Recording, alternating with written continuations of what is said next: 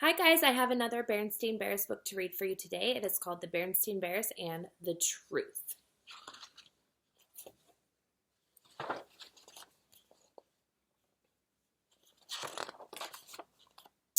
It was a lazy sort of day in bear country. The air was so still that the leaves on the big treehouse where the bear family lived were hardly rustling. Except in the beehive where the bees were always busy, nothing much seemed to be happening. It was the sort of day that sometimes leads to mischief. Inside the treehouse, Brother and Sister Bear were sitting around, not doing anything in particular.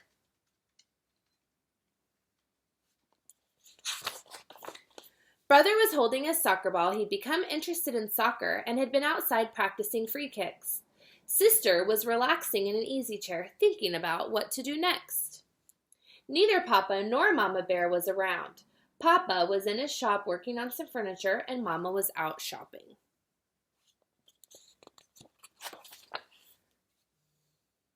"I know what," said Sister.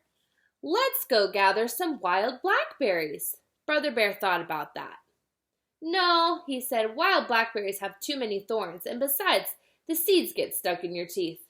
"Well then," said Sister, "let's go out and twist each other up in the swing and see who gets dizziest." Brother thought about that. "No," he said, "that's silly, and besides, we did that yesterday."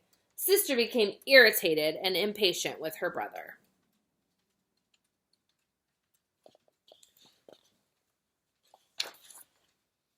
"My goodness," she complained, "you don't want to do anything. All you want to do is sit there and hug that soccer ball. I think you must be in love with that soccer ball." "I am not," protested Brother. "But I'll tell you something. I bet I can dribble this ball past you." Brother was a pretty good soccer player and a very good dribbler, but so was Sister.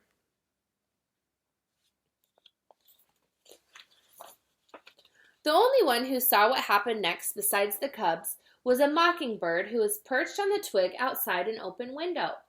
Brother faced Sister. The ball was on the floor between them. First, Brother moved the ball with his right foot, and then with his left, trying to trick Sister out of position.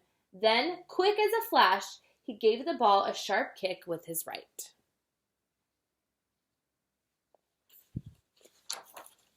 It almost worked.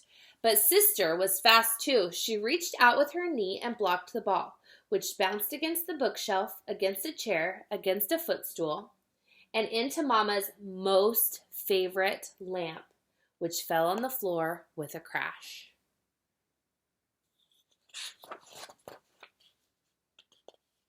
The mockingbird let out a screech and got out of there as fast as his wings could carry it. As it flew away, it saw Mama Bear returning from the marketplace. Now the bear family had some house rules, just as any family has. One was no honey eating in bed, another was no tracking mud on the clean floors, and another was no playing ball in the house. What to do? Brother looked at Sister. Sister looked at Brother. They both looked at the broken lamp. And they both listened in horror as Mama came up the front stairs and into the house. All Brother had time to do before Mama came into the room was to roll the ball behind Papa's chair. "My lamp!" said Mama. "My best lamp, what happened?" she asked, looking into her cub's eyes. "Tell me about it." The cubs looked into Mama's eyes, then at each other, and then they began to tell one of the biggest whoppers that had ever been told in bear country.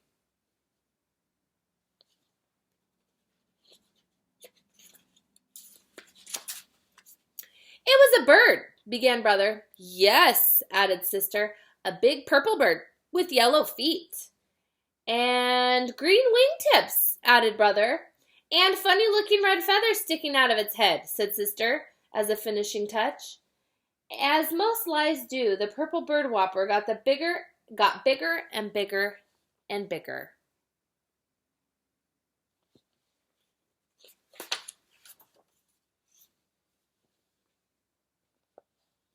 "Yes," continued the cubs, "and it flew in that window, zoomed around the room, and knocked over the lamp."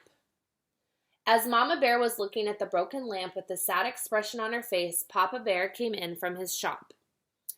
The cubs began to tell him the story of the big bird that flew in the window and broke the lamp. It was harder to tell the second time. For one thing, they couldn't quite remember how they had told it the first time.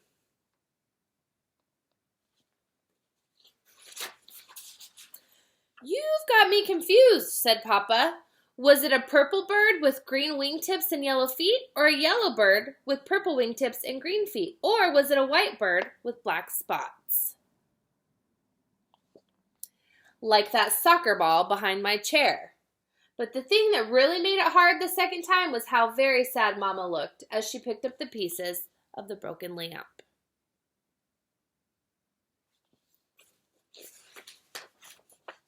"Mama, we're really sorry about the lamp," said Brother. "Oh, yes," said Sister, picking up the last piece and putting it in the dustpan. "Oh," said Mama, "I'm not worried about the lamp. We can always get another lamp, or we can glue this one back together.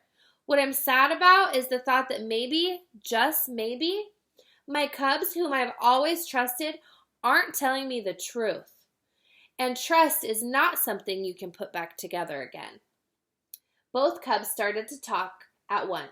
"It wasn't a bird," said Sister. "It was a soccer ball." "And it was my fault," shouted Brother. "It was just as much my fault," shouted Sister. But they were both shouted down by a phone which rang loudly.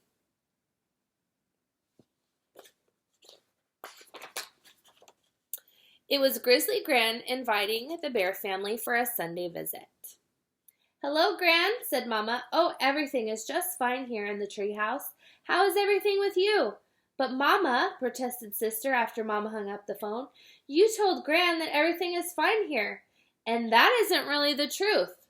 "Oh, but it is," answered Mama. "We've got two fine cubs who have just learned a very important lesson about telling the truth, and what could be finer than that? Now let's help Papa glue the lamp back together."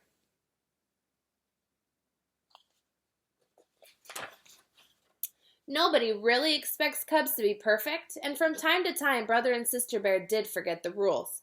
Brother ate honey in bed a couple times.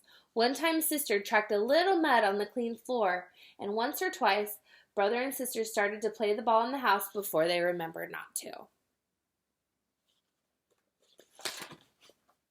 But they never ever again told a whopper, so it's like a big lie. Because trust is one thing you can't put back together once it's broken. The end. I hope you really enjoyed that story. Love you guys. Bye-bye.